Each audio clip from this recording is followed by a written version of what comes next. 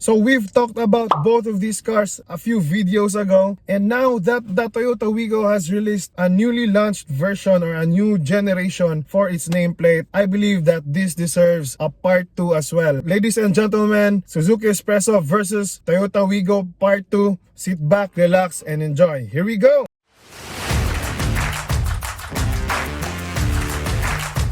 Do you love to express yourself through the things that you're very passionate about and feeling really comfortable while you're at it?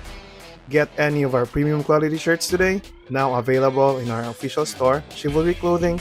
That's Chivalry Clothing on lazada.com.ph.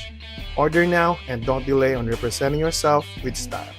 So what's up, gentlemen and ladies? Welcome to another episode of Project Gentleman, where here we love to talk about the things that help us win in life. So yun nga, like I mentioned, meron po tayong part 1 itong comparison na to. Paki-check na lang sa description yung mga videos natin or mga reviews natin. So going back to the task at hand, my goal for today is to again differentiate with you Suzuki Spresso versus Toyota Wigo. I know that when the Suzuki Spresso came out, a lot of you really loved it. And kaya lang, nung time na yun is, kinumpare natin siya dun sa di pa dumadating yung bagong Wigo eh. So now that it has arrived here, the new Toyota Wigo, that's what we're gonna be talking about. So tara, simulan na natin. So let's start as always with the exterior. Pinaka-importante at tato sa lahat kasi I believe you don't really buy a car if you don't like the looks, right? Both of these cars really look great for their segment. I believe that you can be proud if you own any of these two cars. Si bagong Toyota Wigo is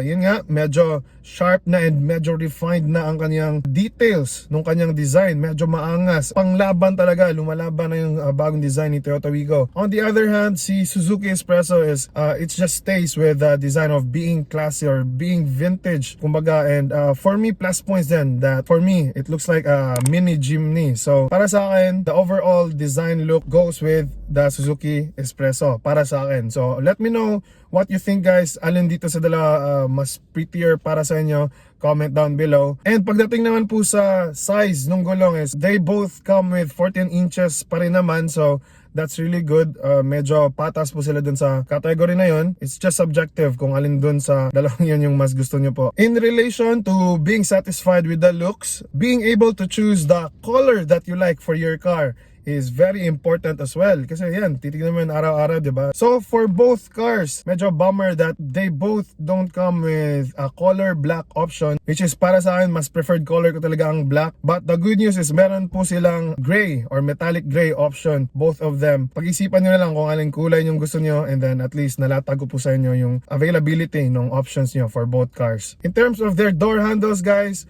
grab type yung kay Toyota Wigo, which looks a little bit more modern compared to the Espresso, which pull up type din yung kanyang door handles. So yeah, if that's important to you, consider that. Next, ito po yung differences nung kanilang sizes or yung kanilang overall dimensions. Flash ko lang sa screen. Kung titignan nyo po kung alin dito sa dalawa yung medyo mas magagamit nyo in terms of day-to-day living nyo, kung saan kayo nakatira. Like I always say, yung parking lot nyo, parking space ninyo, that's very important. So at least you can have the measurements, which I also did when I was looking for our first car. I also considered the measurements kung kasya ba dun sa parking space namin. So at least yan, you have the option to choose between two of these cars. And yun, isa nga sa kinoconsider talaga natin in terms sa mga bahain or mga flood prone na mga lugar kung saan kayo nakatira or dumadaan yung mga ruta ninyo. Ito po yung kanilang ground clearances. So pakiconsider na lang kung alin dyan ang mas favorable sa inyo. Napakahirap po pag ang sasakyan natin is napasukan po ng tubig. So medyo importante rin yung having a little bit more in terms of the ground clearance. Pero kung hindi naman po masyadong mabaha po sa lugar ninyo, then the one with the lower ground clearance, which is si Toyota Wigo, is not gonna be a problem. Mas maangas mga kasi doon sa mga mahilig sa lowered, diba? Moving on, in terms of their engine, both of them come with a 1.0 liter engine, and the difference is si Toyota Wigo comes with a CVT, which is modern and ina-adapt na nga ng most cars today. On the other hand, si Suzuki Spresso comes with AGS or automatic gear shift. Technically, it's not really an automatic transmission. It's like similar to a manual but they have their own way of paraan, ginagawa nila ng paraan po na relax na lang po kayo, no need na for a clutch. So real talk lang, I need more information or more testimonials na okay naman si AGS. Both of them naman, hayahay na po yung buhay natin dito, relax na po tayo, both of them.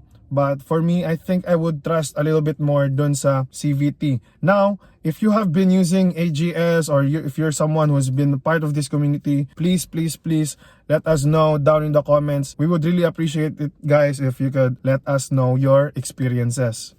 Now, let's go to the interior. They have their own ways, they have their own branding, they have their own look. If you're into modern, young-looking design, napakaganda po ng bang design ng new na Toyota Wigo. For me, I like it. Si Spresso naman, maganda rin yung kanyang design. They have maintained that Suzuki route, which is parang para sa akin medyo pang-adventure or parang pang-safari, kumbaga, para sa akin. So, one thing that I don't like, again, with the Spresso is yung instrument panel niya is nasa gitna. So, para sa akin, medyo weird yon, and I believe could be a little bit distracting, but that's just for me, okay? You better consider that as well. Both of them are Android Auto and Apple CarPlay capable. So, di ka masyadong magkakaproblema pagka mahilig ka po sa pag-connect ng phone into your infotainment system. Now, let's go to the features, guys. Before, on the part 1 of this comparison, Wigo versus Spresso, one thing that could have pulled me away from the Toyota Wigo and choose the Spresso for the outgoing Toyota Wigo is wala po kasi siya nung hill start assist. So, medyo leaning ako doon sa Spresso. So that's one of the major feature that I was really thinking of if I were to choose between the old Wigo and the Spresso. But now that the new Toyota Wigo 2024 has a hill start assist, man, it just I think in terms of the features, it just really crushed the competition. Because si Wigo, first is lamang na lamang po siya dun po sa kanyang auto fold side mirrors, push start button, and kanyang built-in dashcam and reverse camera. So features pa lang lamang na, but si Spresso meron siyang rear parking sensors. So ayan, kung di naman masyadong deal breakers yung na-mention ko na meron kay Wigo, then Spresso is gonna be good enough. So yun lang naman po yung mabilisan lang natin na kwentuhan about dito sa dalawang to, since you asked. And I always love to talk about these things and answer your questions, guys. So thank you so much dun sa mga nagtatanong. So sana po nakatulong po ito sa inyong car buying decisions. This has been Ronnie with Project Gentleman, reminding you that if you seek God first and make Jesus the King of your life, everything will be easier for you. You'll have all the wisdom and you'll have the great things, the greatest things in life. Thank you for watching. I can't wait to see you in this next video right here. Thank you for watching. Ciao.